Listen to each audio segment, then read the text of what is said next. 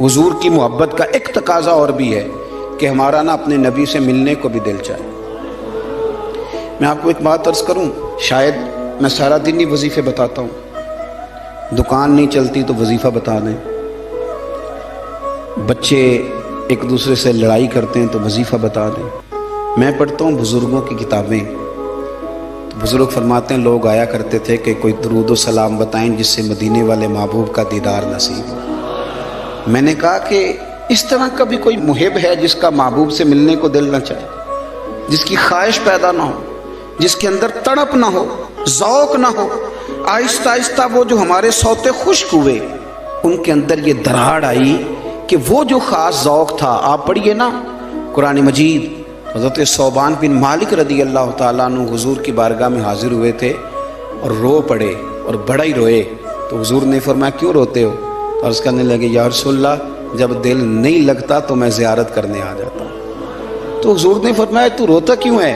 عرض کی سونیا مجبوری یہ ہے کہ آج تو دیدار کر لیتا ہوں، اور صبح قیامت اللہ آپ کی برکت سے جنت دے گا بھی تو آپ تو اونچلے درجے میں ہوں گے نا نبیوں کے ساتھ، تو میں تو ہوں گا غریبوں کے محلے میں، غلاموں کے علاقے میں، حضور وہاں زیارت کیسے کروں گا؟ اور اگر جنت میں زیارت نہ ہوئی تو دل کیسے لگے گا؟ حضور پریشان ہوں۔ آپ اس صحابی کی کیفیت دیکھیے اور اس صحابی کے الفاظ دیکھیے جنہوں نے اپنے آنسوؤں میں لپیٹ کے نبی پاک کی بارگاہ میں پیش کیے۔ اللہ کے محبوب نے گردن جھکائی تو حضرت جبریل آیتیں لے کے آ گئے، کہا محبوب ان سے کہیں روئے نا، گویا روئے نا، جو اللہ اور اس کے رسول کی اطاعت کرے گا نا وہ محروم نہیں رکھا جائے گا۔ فَأُولَٰئِکَ مَعَ الَّذِينَ أَنْعَمَ اللَّهُ عَلَيْهِم مِّنَ النَّبِيِّينَ وَالصِّدِّيقِينَ وَالشُّهَدَاءِ وَالصَّالِحِينَ۔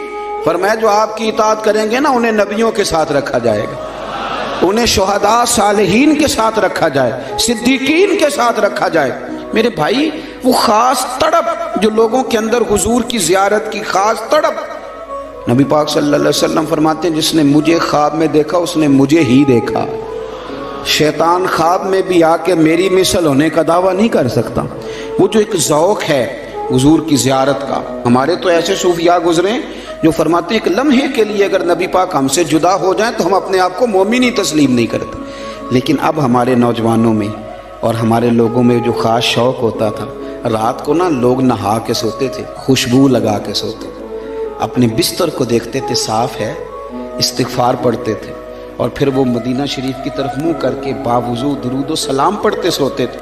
کوئی پوچھتا تھا یہ کیا ہے تو کہتے تھے چر ہویا مینوں ترلے لیندے ہاں، کدی موڑ میرے ول واگاں، خواب میری وچ ایک وار جیاویں میں ساری عمر نہ جاگاں۔ نبی پاک صلی اللہ تعالی علیہ وسلم کی غلاموں کا یہ شوق، یہ درد، یہ ذوق، یہ تقاضا کرتا ہے محبت کا کہ محبوب سے ملنے کو دل چاہے، شوق پیدا ہو۔ امام سخاوی نے لکھا ہے، حضرت مولا مرتضیٰ شیر خدا کرم اللہ تعالی وجہ الکریم فرماتے ہیں جناب عمر فاروق کا زمانہ تھا، میرا بڑا دل کرتا تھا مجھے حضور کی زیارت ہو، میں درود پاک پڑھتا سو گیا، میرے نصیب دیکھو کہ میں خواب دیکھتا ہوں کہ اللہ کے محبوب نا فجر کی جماعت کرا رہے ہیں۔ فرماتے ہیں نبی پاک صلی اللہ علیہ وسلم نے جماعت کرائی اور غلاموں کی طرف رخ نور پھیرا۔ ایک صحابی کے باغ میں تازہ کھجوریں پکی تھیں، وہ صحابی ٹوکرے میں ڈال کے حضور کی بارگاہ میں لائے۔ نبی پاک صلی اللہ علیہ وسلم نے ایک کھجور اٹھائی اور اٹھا کے منہ میں رکھی، پھر حضور صحابہ کو دینے لگے۔ فرماتے ہیں قربان جائیں نمبر میرا بھی لگ گیا، کھجور کھائی، کچھ کھجور کا مزہ تھا، کچھ دست مصطفیٰ کا مزہ تھا۔ فرماتے ہیں بڑا ہی مزہ آیا، بڑا ہی سرور آیا، دل کرتا تھا کھجور ایک اور ملے، لیکن سب کو ایک ایک مل رہی تھی۔ ادب کا تقاضا یہی تھا کہ میں بھی دوسری کا سوال نہ کروں، ابھی کھجور کھا ہی رہا تھا کہ میری آنکھ کھل گئی، فجر کی اذان ہو گئی۔ فرماتے ہیں میں اٹھا تو کھجور کا ذائقہ ابھی بھی میرے منہ میں موجود تھا۔ فرماتے ہیں دل گرفتہ، دل کرتا تھا آئی یا رات وصال دے والی تے ربا رات مکن نہ دیویں۔ کہتے ہیں بھارا دن چڑھ گیا، اذان فجر ہو گئی، صبح صادق طلوع ہو گئی، میں اٹھا، وضو کیا، سنت ادا کی، مسجد میں جا کے نماز کے انتظار میں بیٹھ گیا۔ فرماتے ہیں فاروق اعظم جماعت کرانے آئے، اتفاق دیکھیں کہ حضرت عمر نے بھی وہی صورتیں نماز میں شروع کر دیں جو رات خواب میں حضور نے نماز کے اندر پڑھی تھی۔ میں سمجھا یہ اتفاق ہے، اتفاق ہے، لیکن جناب فاروق اعظم نے جب نماز پڑھا کے سلام پھیر کے لوگوں کی طرف رخ کیا تو کھجوروں کا ٹوکرا بھی آ گیا۔ میں نے سمجھا یہ بھی اتفاق ہے۔ फरमाते हैं उमर ने एक खजूर उठाई और बाकी बांटने लगे, और उमर ने एक खजूर मुझे भी दी। खजूर मैंने खाई, मज़ा मुझे बड़ा आया। हुजूर सल्लल्लाहु अलैहि वसल्लम से तो अदब की वजह से नहीं मांगी थी। उमर तो अपना दोस्त था, अपना यार था, मुझसे हर काम में मशवरा लेता था। कहते मैंने फौरन कहा उमर जरा एक देना, एक खजूर और देना।